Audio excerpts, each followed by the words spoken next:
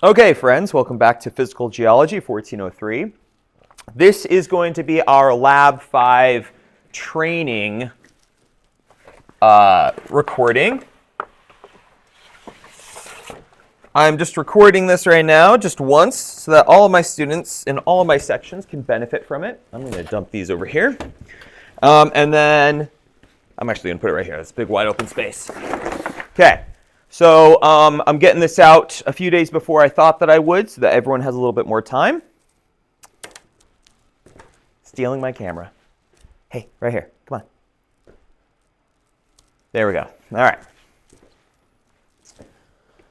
So let's go to my PowerPoint here. All right. So Lab 5, which again is not going to be on the lab exam, which will open later this week when this is being recorded.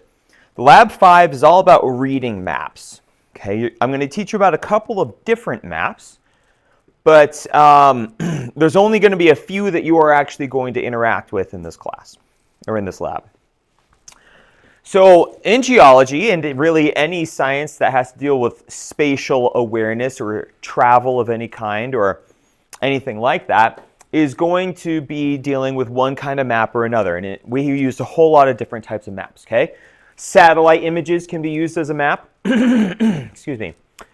This one right here, this is called a topographic map. This is going to be one of the ones you interact with in this lab, okay?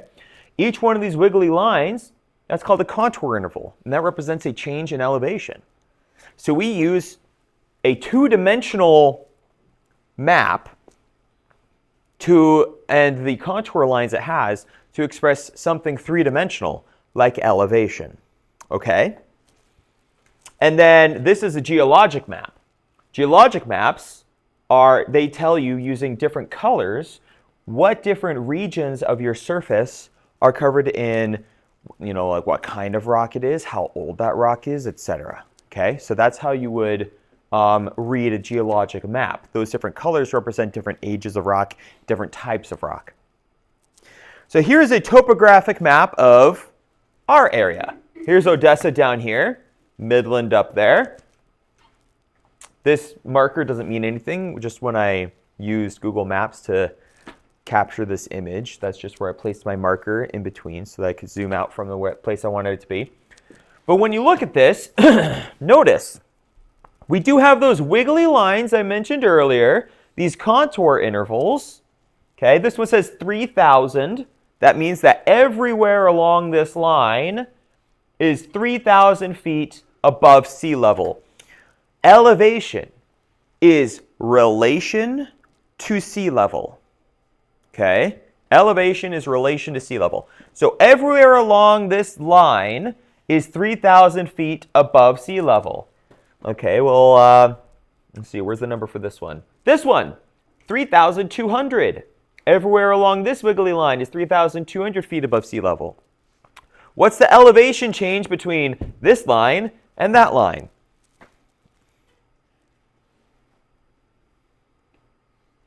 This one says 3,000. This one says 3,200. What's the elevation change? 200 feet. So between any point on that line and any point on this line, we have increased 200 feet in elevation. Gained 200 feet up. Okay? Okay, well, let's go this way. This one says 2,900. So from 3,000 to 2,900, what's happened? What? It went down how much? 100 feet. So from looking at this trend, we can automatically tell elevation is increasing to the west and decreasing to the east. That makes sense. Further east you go, the closer you get to sea level because that's where the Gulf is. Make sense? Great. Further west you go, further out to New Mexico and Arizona, you're hitting the mountains. Okay? Elevation increase, elevation decrease. Now, these contours, these changes in elevation are really far apart from each other. The further apart contours are, the more gentle your slope is, right? My elevation occurs over more horizontal distance. If it were a very steep slope, my elevation would be occurring over a very short horizontal distance, would be increasing over a very short horizontal distance, and my slope would therefore be very steep, right? Here's an example, another one.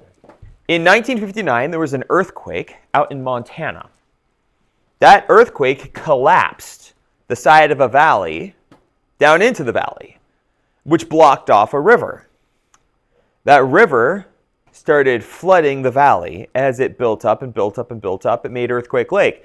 Now, this became a problem because there were communities upstream that were in danger of getting flooded out by this rapidly forming lake. So the Army Corps of Engineers made their way down here and blasted a path through that landslide for the water to escape so that it wouldn't completely flood out the valley.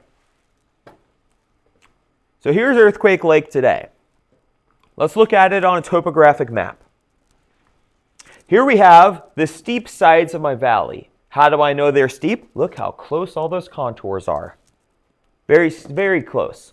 Look how steep this hillside is. So you can see this hillside is steep and this hillside is steep, and we can see that on this two-dimensional map by seeing how close those contours are. Okay? Here's my lake. What is this? That's where the landslide occurred. That's the dam. Okay? And you can see that right here. Here's the lake going up the valley. Look, you can even see where the trees are poking out of the water, right? Here's where the landslide went that dammed up the valley. Now, down here, below that dam, look how far apart those contours are. What does that tell me? Not lower elevation. Gentle slope, right? Still some elevation change, but not nearly as steep. Look, out here. Here's the bottom of the valley. You can see where the river starts running out there. That's where that is on our topographic map. So we're kind of looking at this if this were upside down. Okay? We'd be looking at it this way. Okay? So that's a real-world example of how you would interpret a geologic or a topographic map. So let's take a moment here and set topographic maps off to the side and talk about another type of map that we're going to look at. Okay? Are you guys familiar with grid systems? You just were talking to me about a grid system a minute ago. I was? Mm-hmm. Literally when? It's a Microsoft product called Excel. Oh, that, yeah. Excel has letters across the top and numbers down the side, right? And together, it makes a grid. If I were to say, go to cell G8, you would automatically know column G, row 8. That's a grid system. You guys ever played Battleship? Yes. That's another grid system. The exact same thing, right? If I were to say G8, you'd be like, oh, you sunk my battleship, right? Let's learn about a few grid systems that we use on maps. The first one is going to be township and range. The second one is going to be Universal Transverse Mercator, or UTM. But both are grid systems that work the exact same way as Battleship and Excel. Okay, just bear that in mind. However complicated it appears to be, it's still just Battleship and Excel. All right? So, let's start with township and range. Here we have a square. How large is this square?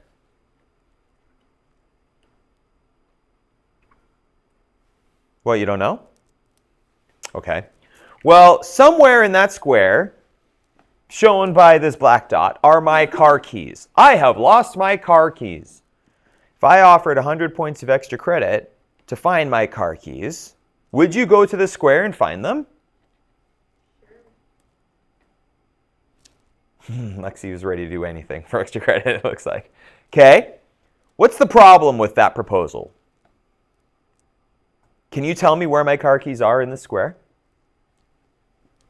Not even a little bit of information? Near the bottom left corner. Bottom left corner. Sure. It's lacking reference. There's only 4 points of reference to this area. What are those 4 points? Upper left, upper right, lower left. the corners. But you don't know if this is 1,000 miles or 1,000 feet. There's no other reference there. You have spatial reference, but no measurements. Okay? So, this is where grid systems come in. We need grid systems to tell us what those measurements are and give us further points of reference. Okay? So this is how township and range works. We have columns, which are called ranges, and we have townships, which are called, or the rows, which are called townships. Okay? Rows, townships, columns, ranges. It's Excel and Battleship and all those other grid systems, just with different names. Now, we need somewhere to start. We need 0. So, because we have our corners, right, which are going to be given cardinal directions in a minute, we just pick a line and we say that is 0. This line represents 0 for my columns. This line represents 0 for my rows. This line for my columns is called the principal meridian. This line for my rows is called the baseline, both of which represent 0 for their respective. Yeah, feel free to take as many pictures as you want. You also have access to this in the Lab 5 folder. Okay, this presentation is there as well. Okay, so my goal is to figure out which township I'm looking at. I'm going to start from 0. Hi, Yolani. How you doing? Great, thanks. I'm going to start from 0. Okay, and I'm going to give each of these rows a designation based upon its distance from 0. Township 1 above and township 1 below. But above 0 is going to be north, and below 0 is going to be south. Remember how I said those cardinal directions were going to be coming in here? Here's my north arrow telling me north is up. So, Township 1 north is this row right here. What's the one above it called? Township 2 north, and then Township 3 north, and then Township 4 north, etc. Okay, what about below it? Township 1 south, Township 2 south, Township 3 south, and so on and so on. Same thing for my ranges. Here's my principal meridian. That is 0. Everything to the left or west, right? If north is up, then left is west. That's going to be range 1 west, range 2 west, 3 west. Everything to the right is going to be range 1 east, range 2 east, range 3 east, etc. We're talking about the columns here, by the way, not the lines. The lines, those are just, think of those as borders. They don't truly exist except as delineating markers. It is the rows and columns that we are naming here. So, with that in mind, where are my keys now?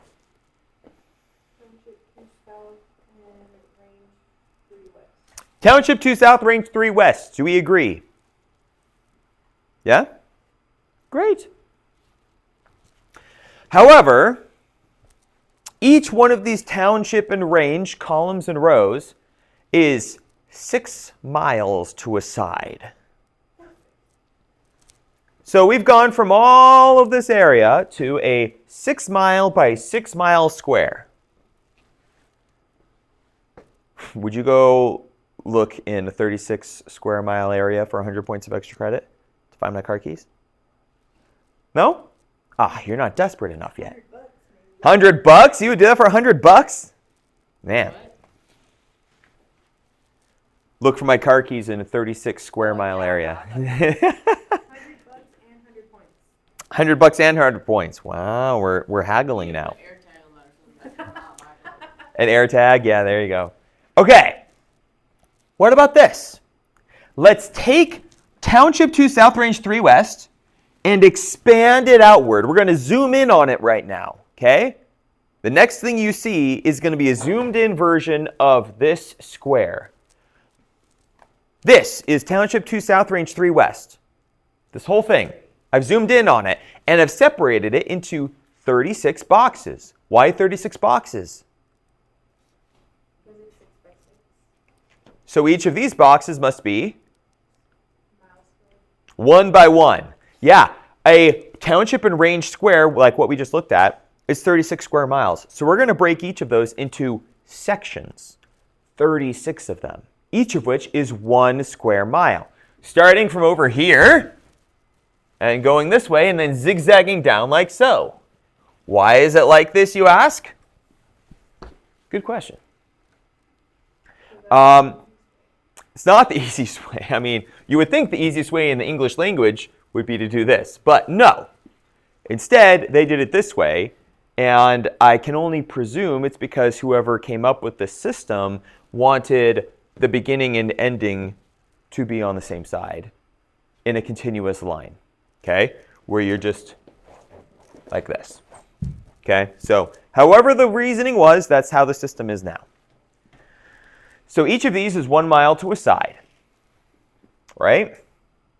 Now, which section am I in? Are my car keys in? Section 30. 1 mile by 1 mile. That's much more doable, but still quite a bit of ground to look for something as small as car keys. What's the answer? What's our solution? What can we do here to try and actually find my car keys? We zoom in again. Okay, so we're going to zoom in to section 30. The next thing you're going to see is section 30. Boop, there it is. Now we are breaking our remaining area, our 1 mile by 1 mile area, into quarters. So we have our northwest quarter, northeast quarter, southeast quarter, southwest quarter. And then you know what? We're going to break those into quarters again. So where are my car keys now? They are in the southwest quarter of the southwest quarter of section 30, Township 2 South, Range 3 West. And that, my friends, is how we would describe the location of a township and range. Now, why is this relevant? Township and range is the method by which the United States government parcels out land. If you ever own land, if you ever purchase land for a business or for your house or whatever, your boundaries of the land that you have purchased are going to be notated in township and range format. So if you ever want to know how far does my property go, and you ask the land office, they will give you the dimensions in township and range. And if you don't know how to read that, you're going to have to hire someone to give it to you in plain English, right? But this is how we parcel out land. Okay? So here it is.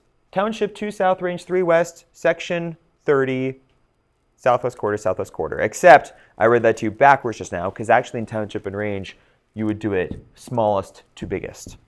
Okay? Now here's the good news. You get to do this on your lab. I give you a map with different points, and you have to identify the township and range for that. So, what's the bad news? None. There's no bad news. There's only better news. You don't need to worry about quarters or even sections. I only need you to tell me what the township and range box is for those points. So you don't worry about sections or quarters. It's with the technology I have at my disposal right now, I can't really zoom in far enough or have you zoom in far enough on the assignment to do anything more than the township and range. Okay? Sound good? That's the first part of your assignment. The next part, that's going to be UTM, Universal Transverse Mercator. This is just another grid system, like Excel and Battleship, and Township and Range, which you are now experts in, right? The difference is, on a UTM map, you're going to be looking for much larger numbers. Those numbers indicate how many meters north, south, east, or west of your zero line that number is. Or that line is, I should say. Okay? So for example, this is a close-up view of the axes on that earthquake lake map we were looking at before. Okay, so now we're just looking at the top and left sides of that map. What do we have here? This number might be hard to read on my wall. 61,000 meters east. What does that mean? This line on my map going all the way down at every point along that line on my map is 61,000 meters east of wherever my 0 is. That means 0 for this map is 61,000 meters that way. Okay? Now, this line doesn't have a number, but that's only because there was another notation that went there instead. But the next line says 63. After the first whole number, they usually shorten it to just the non-zero numbers, right? So this says 63. We can easily interpret that to be 63,000 meters east, right? Which means that this skipped line must be what? That's 61,000 meters east. That's 63,000 meters east. The value of this line must be what? Yeah, that's the 62,000 meters east line. Good. And then here's 64 and 65 and 66. Now we have our columns. Okay? That's how you find the value for our columns. You look at the top or bottom axis of your map.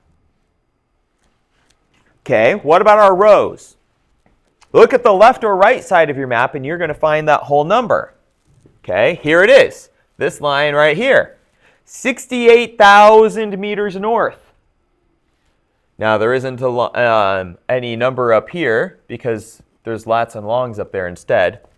But here's 68,000 meters north.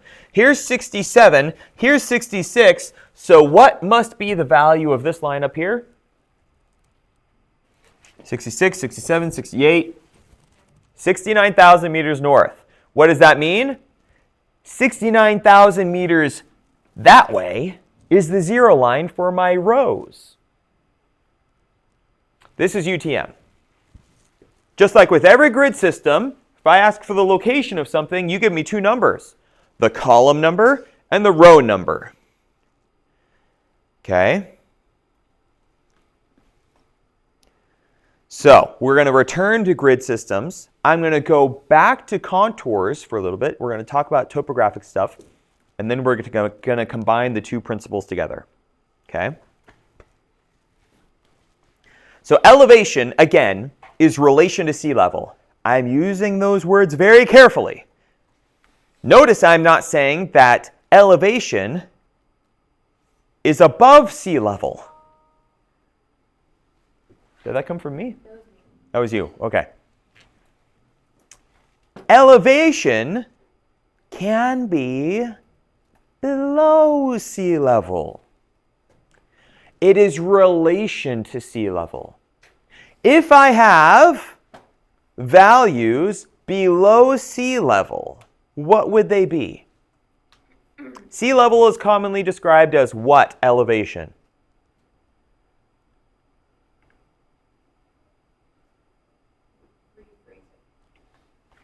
What elevation is sea level at? So what would elevations below sea level be? Negative. Values below sea level are going to be negative because they are below our 0 line. Okay? Bear that in mind. Okay, so elevation, relation to sea level. The closer my contour intervals are, bless you, the closer they are together, the steeper my slope is. Okay? I know, it's getting bad. All right, so here we have 9,600. That's the value of this line right here. Then we have another line, another line, another line, another line. And look, this value of this line is 8,800. How much elevation have we lost between these two lines?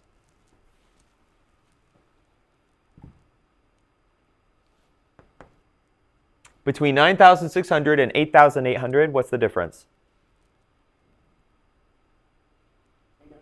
800. So if I were walking downhill this way, between this point and this point, I would have walked down 800 feet of elevation. There are 1, 2, 3, 4 lines, spaces between those two values. Yeah, this is what we call a contour interval. Their interval here between these two big lines is 200. 200, 200, 200, 200 adds up to the total 800-foot difference between those two lines. Now notice that there are thinner lines between them too. Yes, those are called subcontours. The subcontour interval Lexi already did the math for everyone. Mm-hmm. Yeah. So she already did the math for everyone. There's 1, 2, 3, 4, 5 spaces there. I'm blind. That's okay. So it wouldn't be a 50-foot contour interval. It's a what? Wait, it's 200 and there's 5? 200 divided by 5. I don't know, not 25. Not 25. Huh?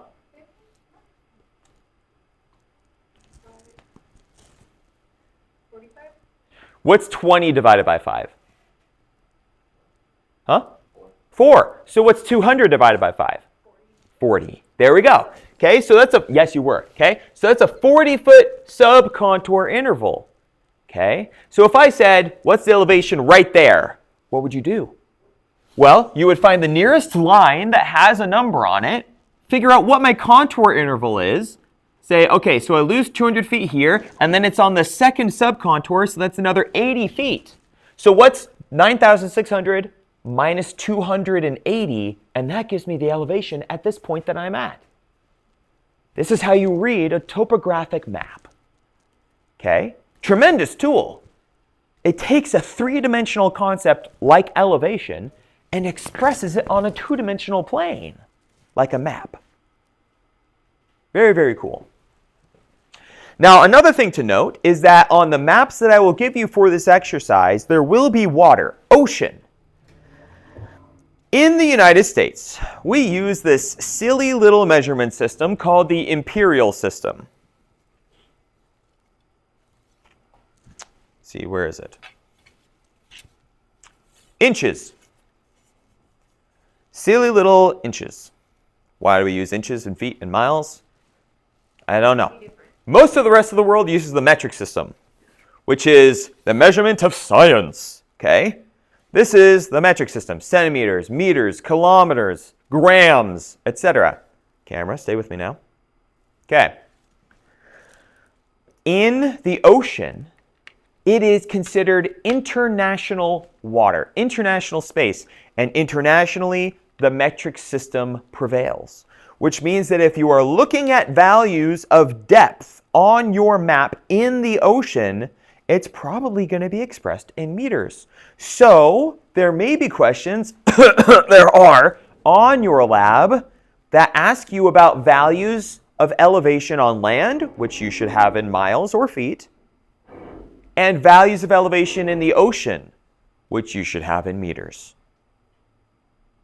And if those two ever need to come together, like subtracting one from the other or adding them together, I do give you the metric to imperial conversion so that you can do that, okay?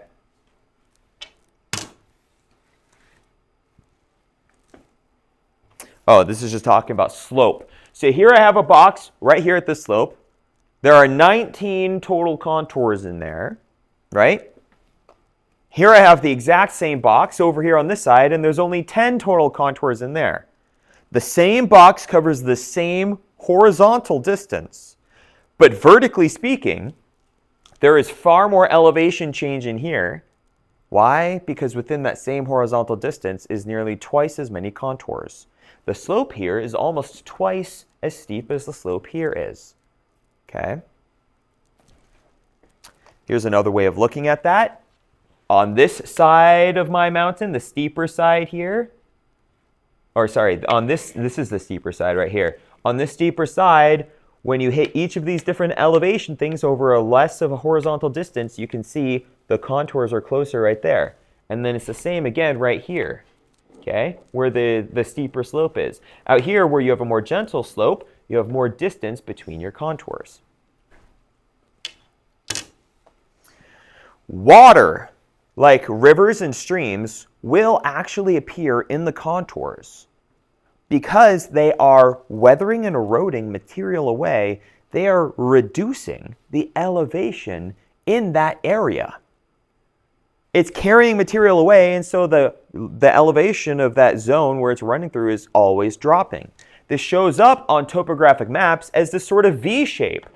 This V shape is pointed in the direction the water is flowing from. So the water is coming from up here and flowing out into the V.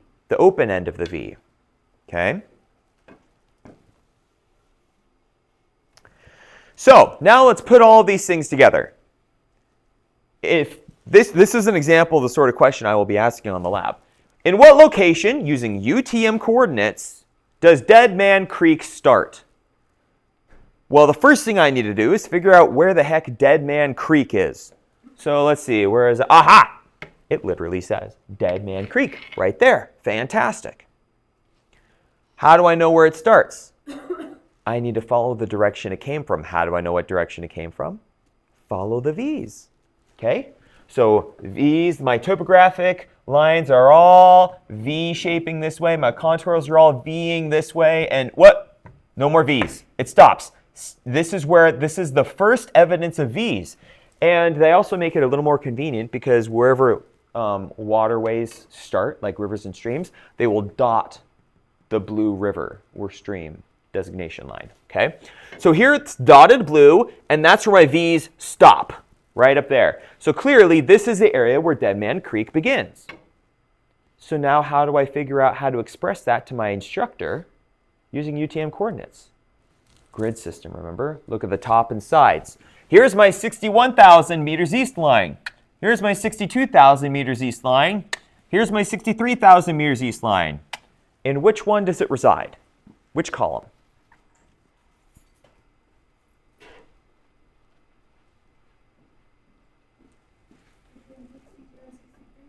Between 62 and 63s, but which one is it? Are you going to tell me 62,000 meters east or 63,000 meters east? 63. Why? Because it's more on the right. The leading towards the 63. It's right here, though. Inside the circle is what I'm looking at. I have not reached 63 yet. I am still inside of 62. From this line to that line is going to be 62,000 and something meters east until I reach 63. So what column would I say for this question? 62,000 meters east.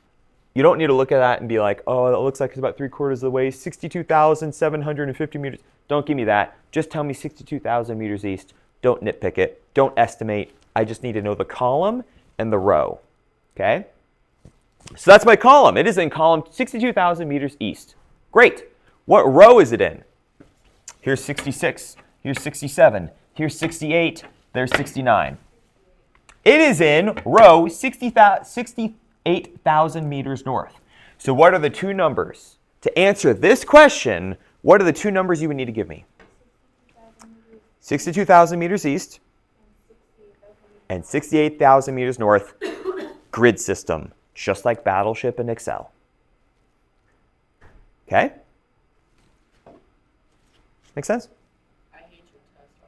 Oh, it's not a test. This is just a lab. You're not getting tested on this. This is just lab 5. Oh, what? No, that doesn't help at all. Sure it does. You can work together on it, and you don't need to stress out about an exam on it. This is practical for you to use, but I don't actually test you on this. I could, but I don't. Okay? I have a question. Yeah. Because they don't have due dates on them, I didn't know, but do we have to turn in our notes? You do if you want the extra credit for them. Oh, okay. Yeah. Oh, so that's why they have due dates, because they're extra credit. Okay. Yes. Yeah. Okay.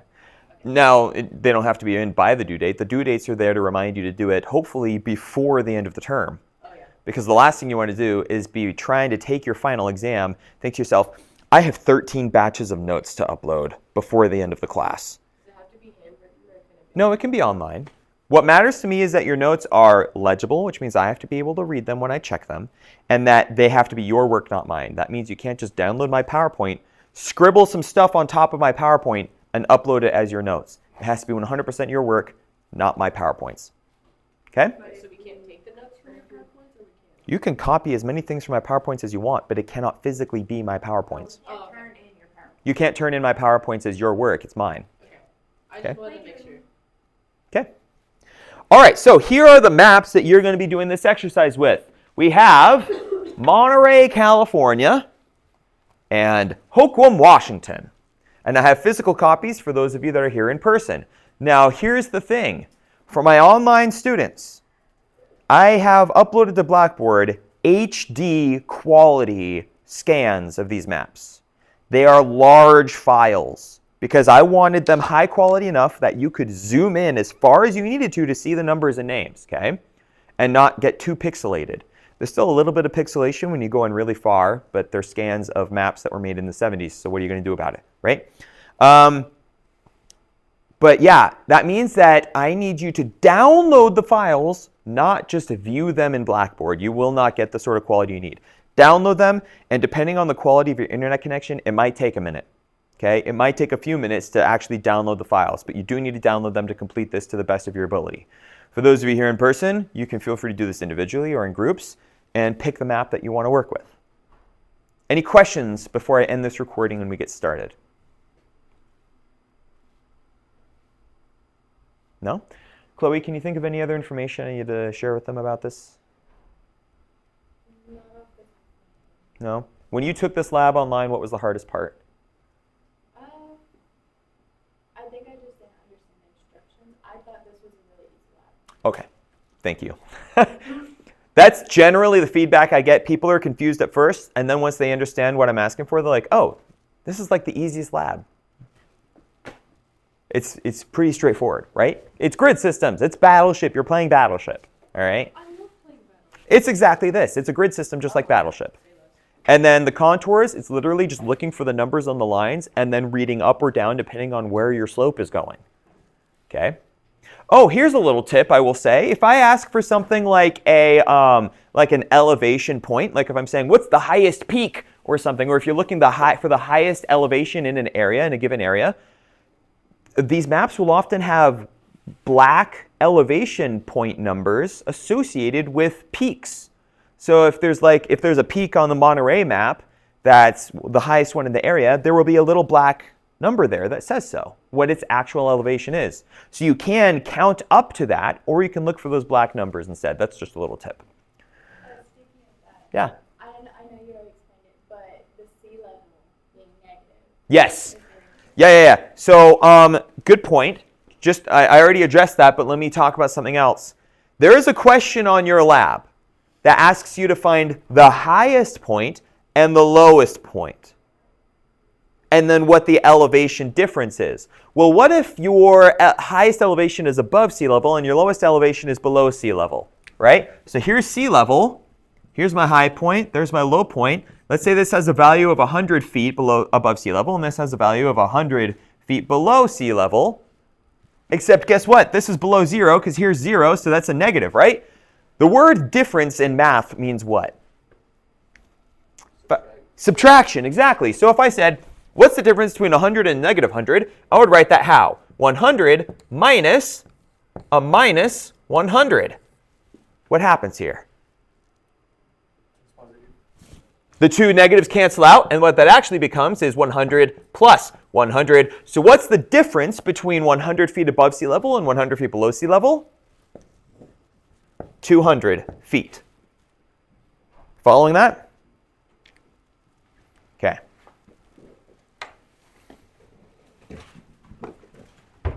Any other questions?